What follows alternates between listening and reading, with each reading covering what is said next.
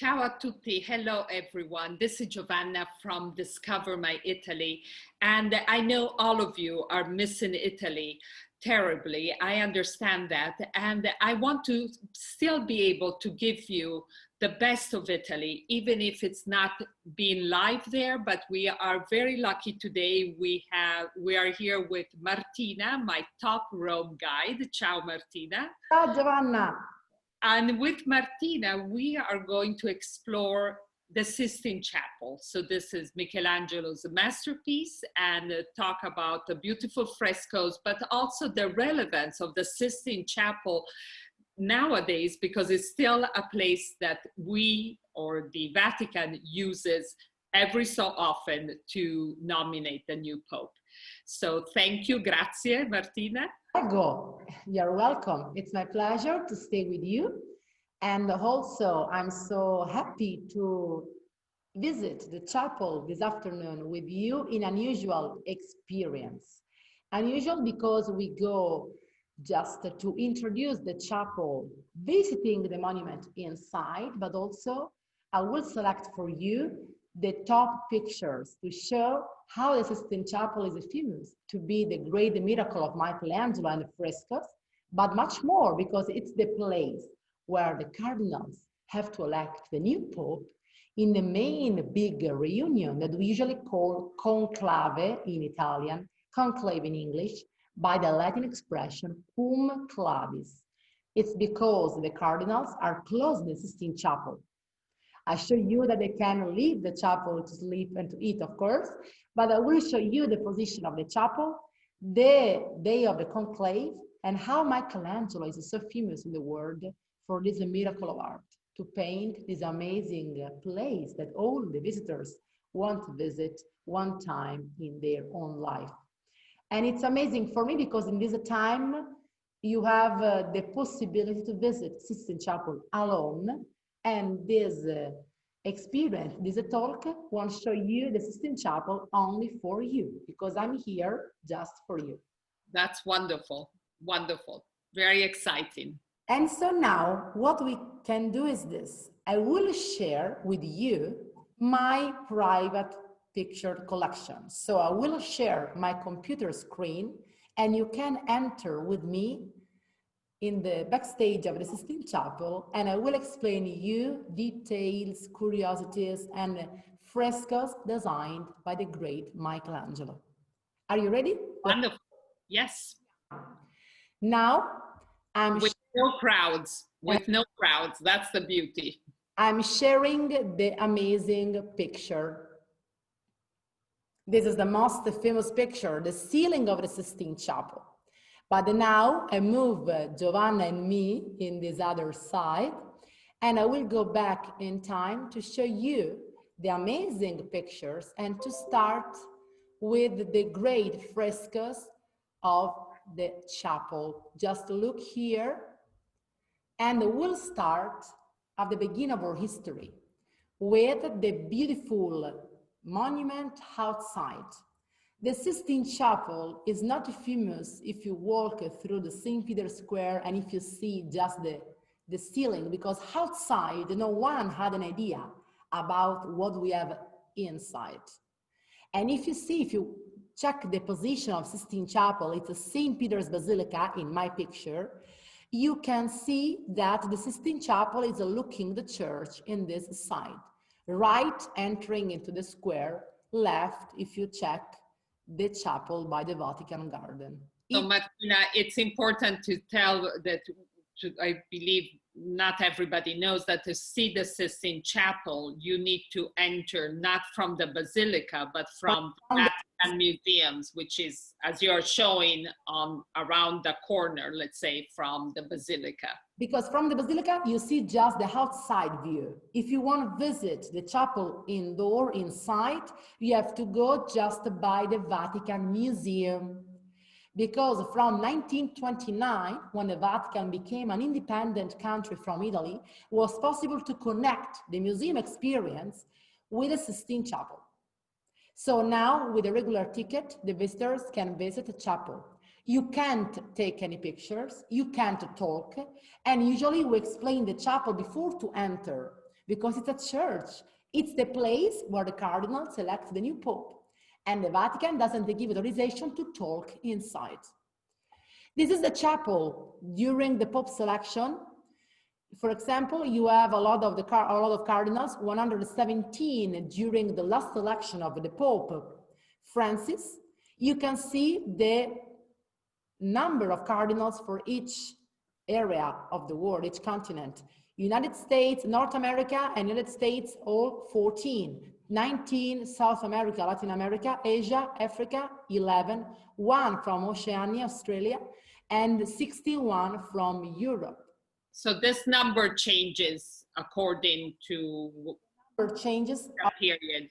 Years, because when the Pope has to be elected, the cardinals are present, are of course alive, and during different meetings it's possible to elect in different years new cardinals. So in the last conclave for the election of Pope Francis, it was the composition. And also, when you enter in the Sistine Chapel, you can see, I'm here, you have the amazing view of Michelangelo's Last Judgment, in front of you. It's the view of the cardinals when they enter in the Sistine Chapel to elect the new Pope, because they enter not as a visitors, as usually do every day, but they enter by directly the way of the Pope's Palace of St. Peter's Basilica, the main entrance, which is not available by tourists, by visitors. Usually, together we enter by this small gate, and we have to turn around the chapel going to St. Peter's Basilica. The cardinals enter by this amazing view. The Last Judgment is the first image they have in front. This picture is after the Great Restoration. It was completed in 20 years, and it was completed 1994 thanks to Pope John Paul II.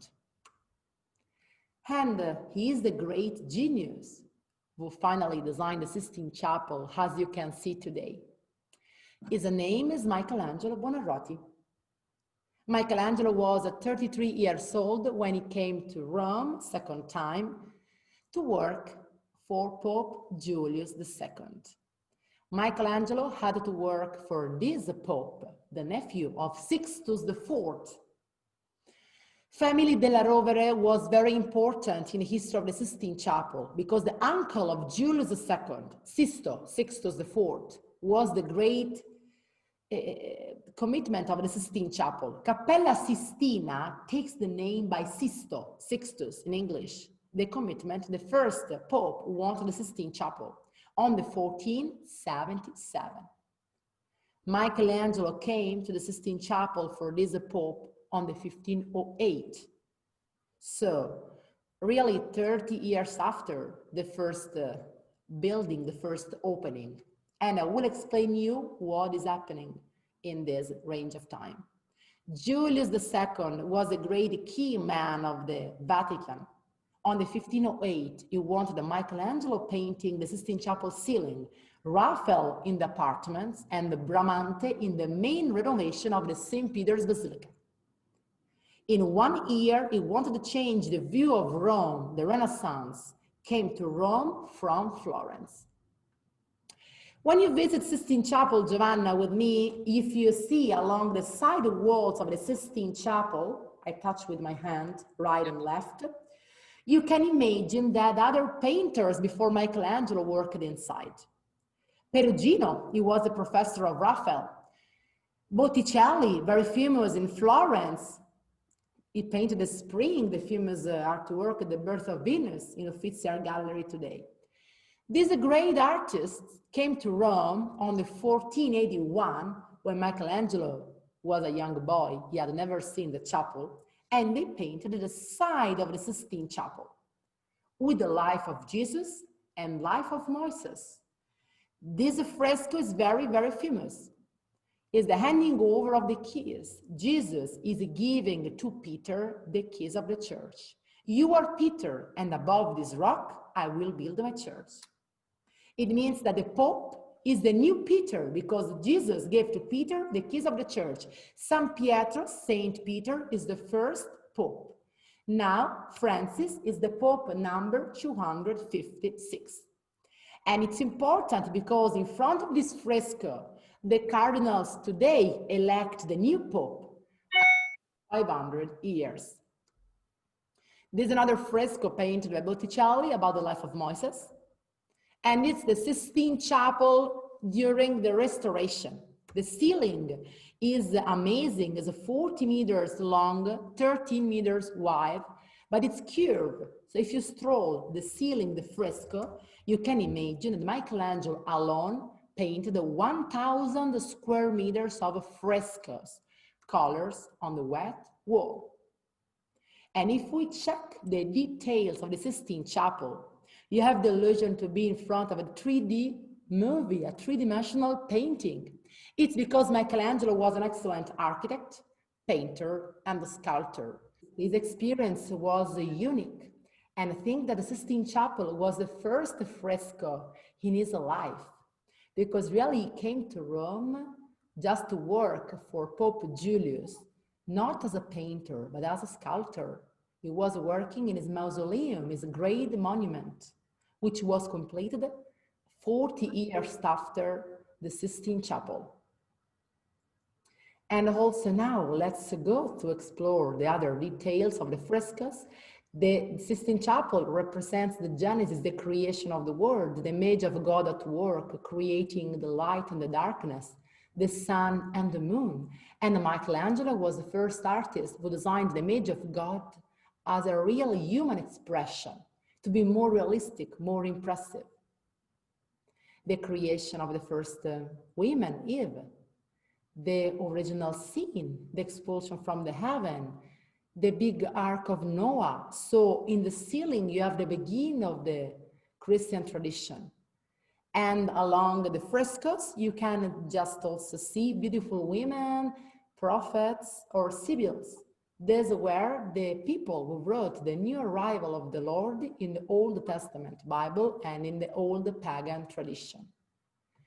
These are so famous, but the most impressive fresco is this one.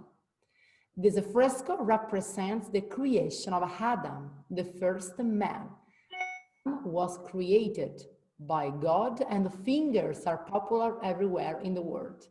The fingers are just to keep in touch, not connected. And also, if you see behind the image of God, I can design with my computer the form of a human brain. The man, the creation of man, is represented by Michelangelo as the creation, the energy, the life, has the image of the brain of God, who is giving to Adam the life. For the church, the man is the evolution of God's mind, of the God's intelligence, of the creativity, creation. And the energy is amazing that Michelangelo designed in these fingers. You can see two pictures and the picture before the restoration. The fingers are impressive and very famous. Before the restoration, the frescoes had a lot of problem for maintenance.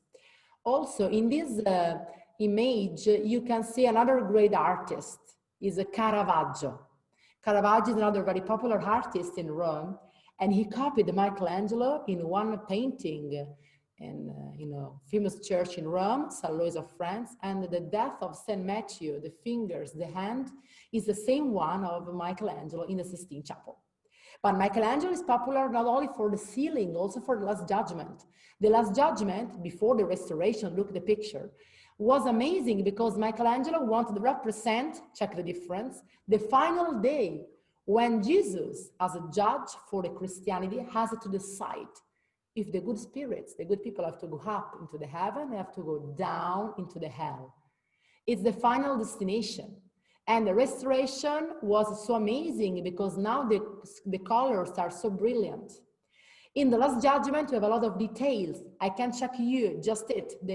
The sinners, the bad people are going down to the hell, and the demons are pushing them underground. Waiting for them, we have Minos, is the judge of the hell. He has a big tile to turn around the body of the sinners. The face of this man, the judge of the hell, is a great idea of Michelangelo. The face is the face of a real man. He was Biagio da Cesena. Michelangelo had a lot of problems with the people in the Vatican of the time.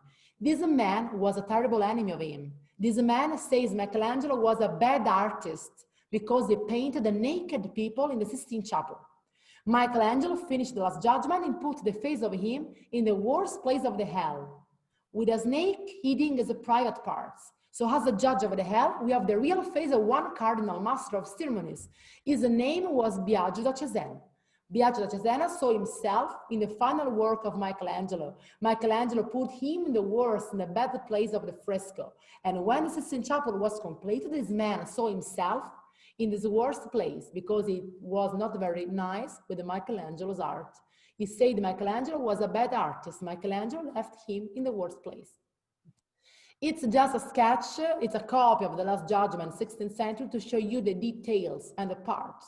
When Michelangelo also finished the work, the Pope commissioned a big cover because originally Michelangelo painted the naked bodies in the Sistine Chapel. But the Pope ordered to cover by scarf the faces, the bodies, to change the position of the saints to be more respectful, to be not very naked as Michelangelo wanted to represent. It's a copy of the chapel before the cover of the scarves. It's in the Naples Museum. Marcello Venusti, an artist contemporary of Michelangelo, before the Pope wanted to cover the nudity of the chapel by scarves and by just the covers, wanted to copy the chapel in the original Michelangelo's idea. So you are looking the original fresco of Michelangelo before the idea of the Pope to cover the nudities. Michelangelo wanted to say that the day of the Last Judgment, we are free in front of the Jesus light. We don't have to have material things. We are pure spirits. The Pope didn't accept it. The Pope didn't like it. For this, when Michelangelo finished the work, after he left the Sistine Chapel, the chapel was just covered. The naked bodies, the nudities were covered. And Michelangelo, before to finish, left is a self-portrait in the Sistine Chapel. You can't check it if you are far. But one saint, Bartholomew, he was skinned alive at the time of persecution. He had his own skin. He was skinned alive because he lives the life for Jesus. But it's showing you how the people killed him. In the skin, you have the Michelangelo signature. Michelangelo wanted to demonstrate the Pope, the cardinals wanted to kill his authority, his idea of art. And he left his own skin in the Sistine Chapel to say, my art is death. I'm not independent, but I'm an independent artist. So I leave the chapel and give you my face. After 500 years, Michelangelo all day checked the people in the Sistine Chapel. And also another artist, Caravaggio, copied the Michelangelo's idea in another very famous painting, which is in the Borghese Art Gallery, with David and Goliath. And now the final part of our experience, the pictures for the election of Pope Francis 2013. This is the area behind the Sistine Chapel. When we'll visit the chapel, we'll finish behind this door. The room behind is the royal room, is the place where the cardinals enter to the Sistine Chapel. The cardinals sleep during the conclave in a special convent in the Vatican City. Every morning they enter in the Sistine Chapel by this main room, which is in connection with the chapel. Every day they cross the main door, the opposite one in front of the Last Judgment, and they enter praying and they start. This other picture is about the election of Pope Benedict XVI before Pope Francis, 2005, the German, the Deutsch Pope, who is now retired in the Vatican. And look how it's happening. The Sistine Chapel means so different. It's so different because it's closed for the floor. You have a big main carpet to protect the marble. The cardinals have the chairs, they have the Bible, they have a place to write. And the main Bible is in the middle. When a new Pope is elected, before to leave the chapel, he has to pray in front of the Bible, and he has to pray in front of the Last Judgment of Michelangelo. The Pope is chosen, in this case, for Benedict in this case, with a group of cardinals. we have to need the majority of the cardinals. We have different elections and we need the majority of all the cardinals. We don't need the 50%. No, we need the majority of over 70%, for example. And you can see in this area, the place for the reunion of the cardinal, the entrance for the cardinals in the chapel, usually enter by this way. And then look this left corner, the chimney. What is happening? The famous chimney. It's famous. The cardinals are located inside. The chimney is just put here in the last right corner, and the smoke comes up by the ceiling, by the top of the hut in this area. What is happening? The cardinals have to write the name of a new pope in one small paper. It's a secret election. And finally, the papers are put in these urns. We have to select the final decision, but it's a secret election. So when a majority is completed and when one election is finished, all the papers have to be burned in the chimney, white smoke or black smoke. The first urn is for the cardinals electors, and one cardinal leaves the paper, the name, also in this part, and it goes down. The second urn, for example, is for cardinals when they can't stay in the Sistine Chapel. For example, if one cardinal in one morning is sick, he can't visit the chapel, he can leave the vote directly in this one. It's locked, it's closed. And the third one is just for all the papers. Before to burn the final papers is just left here. And this urn has the image of Jesus on top, with also the image of the double key. The double key is the Pope's authority, is a symbol of the Vatican too. This is the famous chimney. You can't see it when you visit Sistine Chapel with us, because it's locked. It's not possible to be available for the visitors. Only during the Pope's election, we have the chimney. And the chimney is in a new model on your left side. The right one is the old one, which was not more in use after the election of Pope Benedict 2005. This is the moment where the security and the policeman department of the Vatican City is going on top of the ceiling of the Sistine Chapel outside to leave the connection of the chimney. And for this, when the Pope is elected, you can have the black smoke, the Pope is not elected, or the white smoke when the Pope is elected. Now we use a colors addiction, just addiction of colors. In the past, we had more or less oxygen. It was just a special mix of other materials to be in the black color or white one.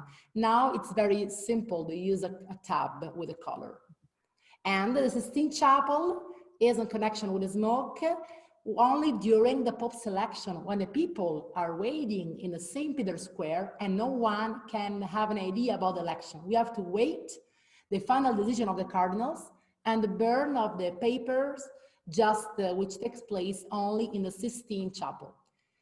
During the night, now they put more color, and when the Pope is elected, the smoke is white, and you can see the white smoke coming up, and the new Pope, after this moment, has to change his own dress in the Sistine Chapel, has to change the dress from a cardinal, he becomes the new Pope, and he has to walk from Sistine Chapel to St. Peter's Square, to St. Peter's main balcony, when the Major Cardinal says, Nuncio vobis gaudium magnum. I say you are very good news. We have the new Pope.